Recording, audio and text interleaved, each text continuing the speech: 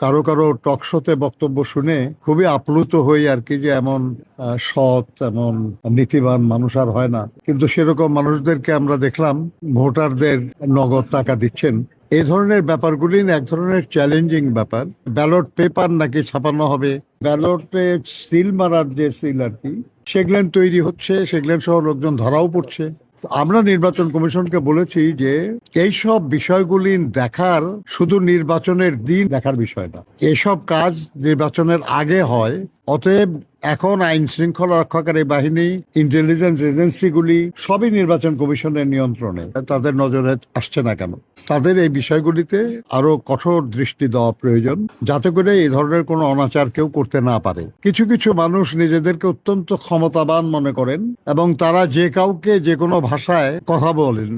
এটা শুধু নির্বাচনের আচরণ বিধি লঙ্ঘন না, আমাদের দেশের যে সাধারণ সংস্কৃতি সেটার ব্যত্যয়। নির্বাচন কমিশনকে অভিযোগ জানানোর পরেও এই ধরনের ব্যাপারে তেমন কোনো ব্যবস্থা নেওয়া হয় নাই। এটা খারাপ দৃষ্টান্ত স্থাপন করছে, এটা বন্ধ হওয়া দরকার।